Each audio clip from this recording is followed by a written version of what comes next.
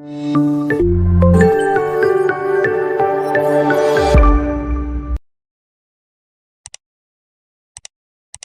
الله الرحمن الرحيم. ربنا افتح بيننا وبين قومنا بالحق وانت خير الفاتحين. هكلمكم النهارده عن مشكله في الفراخ انا قلتها مرتين ثلاثه، ورغم ذلك كل شويه يجيلي اسئله عليها. فايه المشكله في الفراخ؟ بتبص تلاقي الكتكوت ناشف اهون، في تفاوت في الاحجام. الحاجه الثالثه بتبص تلاقي في اسهالات من ورا. شايف الكتكوت عامل ازاي؟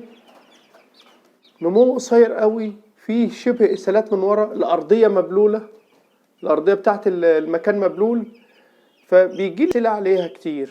فانا هقولها لكم، وعملت لكم تجربه عملي وطفيتوا النور شويه علشان اقلل درجه الحراره. فجبنا الترمومتر، احنا حاطين الترمومتر جوه اهو عشان عامل زي الفرامل بتاع العربيه. لازم ابقى عارف الترمومتر درجه حرارته كام. ادي درجه حرارته اهو، ادي ال30، ودرجه الحراره الموجوده في الترمومتر دلوقتي تقريبا 28. 28 درجه حراره مش مناسبه خالص. انا كنت طافي. ادي العلف اتبل هون، الفراخ مش هتعرف تاكله. لو كلته هتجيلها السالمونيلا على طول، السموم الفطريه هتنشط وهتعمل مشكله كبيره قوي. الفراخ هتلاقي الفرخ سيف، مفيش صدر، بينشف، الاكل سلاكه في الاكل ضعيف جدا، في مشاكل كتير، عمال ينطر، بدات تخش تظهر عليه مشاكل التنفسيه. كل ده بسبب ان درجه الحراره عندك مش مظبوطه. وانت تقول لي انا حاطط لمبه وخلاص، لا، ما تنفعش قصه اللمبه دي. اهم حاجه درجه الحراره عندنا تبقى 32. تاني حاجه عشان احمي نفسي والعلف غالي وما تحصلش المشكله دي، المفروض تاني يوم بعد ما الفرخ يتعرف على العلف على طول، المفروض تاني يوم على طول اقوم منزل في علافه زي دي. طب العلافه دي انا هتعمل لي ايه؟ هتحمي لي الفرخ، مش هتخلي الفرخ يرقد في العلف فيعرق لي العلف، فتحصل مشكله السموم الفطريه، فتحصل مشاكل التنفسيه، الفرخ مناعته تقل، استهلاكه على العلف يبقى ضعيف جدا، ما يبقاش عنده شراهه في استقبال العلف، فقد العلف يبقى قليل كمان.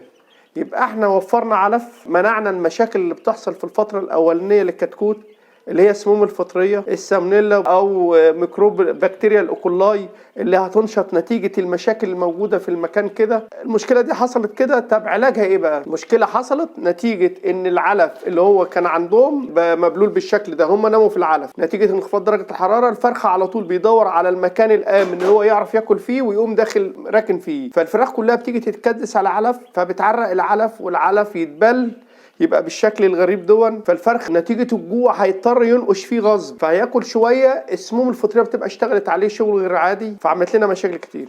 طب نعالج القصة دي ازاي؟ لازم لو انا هعالج بعلاج كيماوي لازم اعمل حاجتين: انزل مضاد سموم على طول 8 ساعات فلورموفكول، 8 ساعات نوميسين، 8 ساعات مضاد سموم. ويا سلام لو مضاد سموم وغسيل كلوي. على الرغم من ان الكتكوت في الوقت ده لسه ما عملش حاجه، يعني لسه صغير بيور، هو ما فيش مشكله فيه، احنا اللي جبنا له المشكله لغايه عنده. ده لو انا هعالج كيماوي. طب انا لو همشي ببرنامج الاورجانيك، المفروض ان انا بحط في الوقت ده زبادي، هقوم عامل مضاد سموم قوي ومطهر معوي. افضل حاجه مضاد سموم قوي ومطهر معوي، واعمل حاجه تنفسيه كمان، الثلاثه مع بعض.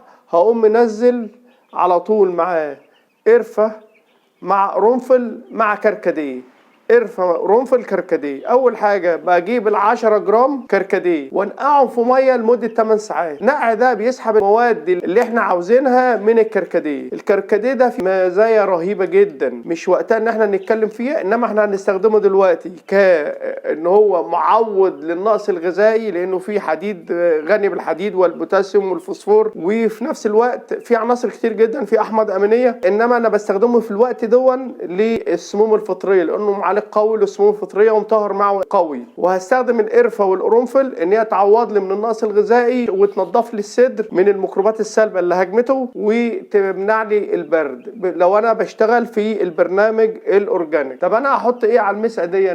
هحط 10 سم على المسقه دي. المسقه دي انا هحط عليها 10 سم من العلاج اللي انا عملته دون. انا عملت كميه معقوله، انا حطيت في المج دون الكميه اللي انا قلت لكم عليها، انا قعناها، عملت لي دلوقتي تقريبا 40 سم. هاخد 20 سم على اللتر، يعني 10 سم على المسقه دي. المسقه دي نص لتر، هحط 10 سنتي علشان تعالج لي الفراخ دي من المشكله الكبيره اللي هي فيها دي. المشكله دي مشكله خطيره بتخسرني كتير في العلف، بتعمل لي مشاكل كتير. الفرخ بيتعرض لمشاكل تنفسيه ومشاكل معويه نتيجه العلف ونقص الحراره. فلازم اخلي درجه الحراره في الفتره الاولانيه 33، وفي نفس الوقت اخلي العلف في العلافه اللي زي دي عشان ما يحصلوش مشكله. والله الموفق.